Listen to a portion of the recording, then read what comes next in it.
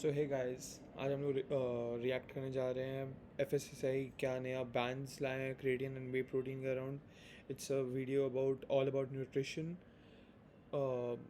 Let's see the video. Original video का link will be there in the description. तो क्या FSSI ने ban किया है नहीं किया है, let's go and see the video and know it.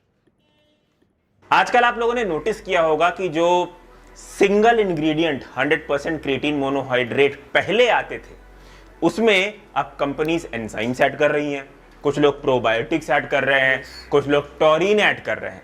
तो ये सडनली क्यों हो रहा है? क्या ये कोई कोइंसिडेंस है या क्या ये वाकई में क्रिएटिन मोनोहाइड्रेट को ये हुआ है। I have seen many companies doing this. I guess it's better not to take किसी का नाम, बट हाँ होता है। बेहतर बनाता है या फिर ये सिर्फ और सिर्फ एक मार्केटिंग टैक्टिक है? देखिए, ये जो मोस्ट प्रोबेबली मेरे हिसाब से ये क्या होता है ना कि बस लाइक अगर सपोज इतना क्रिएटिन है उसमें इतना और कुछ और बकवास डाल दो तो इट्स स्टिल अ 250 ग्राम का डब्बा, बट बेफालतू का नंबर बफर किया हुआ, if you get it. So it makes the product cheaper and still they are selling it same time price पे अपने को, तो वो अपना मनी वेस्ट। एडेड इंग्रेडिएंट वाला गेम चल रहा है ना, ये इन तीनों में से किसी भी चीज को नहीं दर्शाता, बल्कि ये एडेड इंग्रेडिएंट वाला गेम किया जा रहा है to bypass a simple FSSAI regulation. FSSAI का एक क्लियर रूल है जो आप लोगों को मेरे स्क्रीन पर दिख रहा होगा। Any single purified chemical entity cannot be sold as nutraceutical without prior approval। Simple भाषा में आप ये समझिए कि FSSAI के रेगुलेशन के अकॉर्डिंग अगर आप एक सिंगल इंग्रेडिएंट वाला प्योर केमिकल कंपाउंड बेचना चाहते हैं तो आप उसे न्यूट्रास्यूटिकल के अंदर नहीं बेच सकते। मतलब आप सिंगल इंग्रेडिएंट क्रिएटिन मोनोहाइड्रेट को बाहर से इंपोर्ट करके रीपैक करके सेल नहीं कर सकते। बहुत लोग सोच रहे होंगे तो फिर तो ये रूल वे प्रोटीन में भी एप्लीकेबल होना चाहिए, रॉ वे प्रोटीन भी ऐसे नहीं बिक सकता। तो देखिए, रॉ वे प्रोटीन एक केमिकली सिंथेसाइज्ड प्रोडक्ट नहीं है, वो milk for people who don't know, raw whey protein दूध से बनता है। It's not a chemically synthesized like creatine, which I am not sure how it's से डिराइव होता है, इसलिए उसमें वो रूल एप्लीकेबल नहीं होता। पर जो क्रिएटिन है, जो बीटा ऑनलाइन है, ये एक सिंथेसाइज्ड केमिकल कंपाउंड है। इसी वजह से ब्रांड्स क्या कर रही हैं कि कुछ ब्रांड अपने क्रिएटिन मोनोहाइड्रेट में एंजाइम्स ऐड कर रही हैं, कुछ प्रोबायोटिक्स ऐड कर रही हैं, कुछ टॉरिन ऐड कर रही हैं, क्योंकि ये एक्स्ट्रा इंग्रेडिएंट ऐड करने के बाद क्या होता है, एक सिंगल सिंथेसाइज्ड केमिकल कंपाउंड वाला प्रोडक्ट कन्वर्ट हो जाता है एक फॉर्मुलेटेड प्रोडक्ट में, जिसकी वजह से ब्रांड्स को एंट्री मिल जाती है न्यूट्रास्यूटिकल कैटेगरी में उस प्रोडक्ट को बेचने के लिए। तो ये सारा गेम कोई मैजिक के लिए या कोई बेनिफिट के लिए नहीं किया जा रहा है, ये सारा गेम रेगुलेटरी सर्वाइवल का है। अब बहुत लोगों के मन में सवाल आ रहा होगा कि अभी भी कुछ ब्रांड्स तो ऐसे हैं जो सिंगल इंग्रेडिएंट वाला अनफ्लेवर्ड 100% क्रिएटिन मोनोहाइड्रेट को बेच रहे हैं। By the way, if someone wants to use creatine, my personal suggestion would be for you all on ka micronized creatine.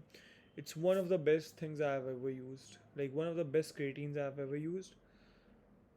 Flavor obviously creatine का कुछ अच्छा नहीं होता है, but it mix pretty nicely. बहुत easily mix हो जाता है on. Plus, it's not that chalky compared to the other brands that I have tried. हैं तो वो कैसे बेच रहे हैं? देखिए, बहुत सारी ऐसी पुरानी कंपनीज जिन्होंने इस रूल्स एंड रेगुलेशन के आने से पहले अप्रूवल्स ले रखे हैं, लाइसेंसेस ले रखे हैं, सिर्फ उन्हीं ब्रांड के प्रोडक्ट आपको दिखेंगे सिंगल इंग्रेडिएंट 100% क्रिएटिन मोनोहाइड्रेट।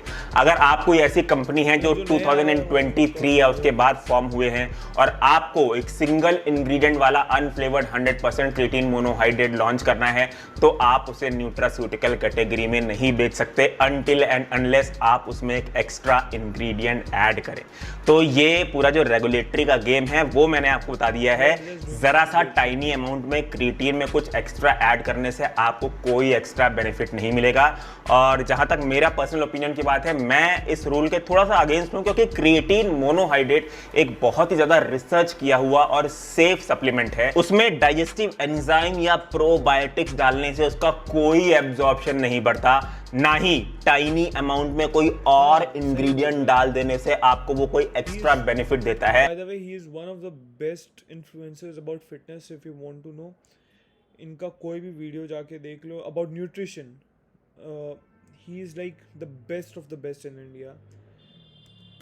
फिर भी कंपनीज को ये सेकंड इंग्रेडिएंट ऐड करना पड़ रहा है just to bypass the regulation and enter into the nutraceutical category to sell. The thing is ना, कंपनीज तो अपना प्रॉफिट बनाने के लिए है, they will make their profits and they will work accordingly कि उनका प्रॉफिट बने. बट वी एज कंज्यूमर्स ना, हम लोग को डिसाइड करना होगा कि हम लोग के लिए क्या बेस्ट है. Don't go with any creatine that has anything mixed in it. I'll suggest myself just take plain creatine, unflavored. Flavored creatines are bullshit. Being honest, bullshit. It's better not to take those artificial sweeteners and all. वो सब creatine and all में just have it. भाई creatine है, पानी एक गिलास पता भी नहीं चलता है. And it doesn't taste bad, being honest. And don't get into marketing gimmick कि gut अच्छा हो जाएगा, है ना, आता है ना probiotics. Nothing matter. Probiotics चाहिए, go and have curd. If you don't like curd, go and have Yakult and all आता है. If not that, go to your doctor. They can prescribe you pills and all for prebiotic and probiotics. Don't go for a supplements company creatine में mix करके देना probiotics. That's totally bullshit. Creatine monohydrate supplement. तो ये था update जो आप लोग को आज अपने वीडियो में देना चाहता था। अगर आप लोग को वीडियो अच्छा लगा हो तो प्लीज़ वीडियो को लाइक करें, शेयर करें अपने फ्रेंड्स और फैमिली के साथ। बताइए उन्हें कि क्यों क्रिएटिन में सेकंड इंग्रेडिएंट ऐड किया जा रहा है। और धीरे I'll leave the link of the original video down in the comment description. धीरे जिन कंपनीज में ये नहीं भी ऐड हुआ है, धीरे धीरे पुरानी कंपनीज भी अब इसे ऐड करेंगे, क्योंकि FSSAI सबके पुराने अप्रूवल्स, पुराने लाइसेंसेस को भी देख रहा है और उन्हें भी बोल रहा है कि आप सिंगल सिंथेसाइज्ड केमिकल कंपाउंड नहीं बेच सकते। तो इसलिए सब अब धीरे धीरे क्रिएटिन में कुछ ना कुछ ऐड करके ही उसे सेल करेंगे। जय Hind. Jai Hind. I love the content. I love the content that he provides. Plus, बहुत short video के अंदर he explained whatever is going on in the market. Trust him. He's a very trusted source. So yeah, that's my take on it. Bye bye.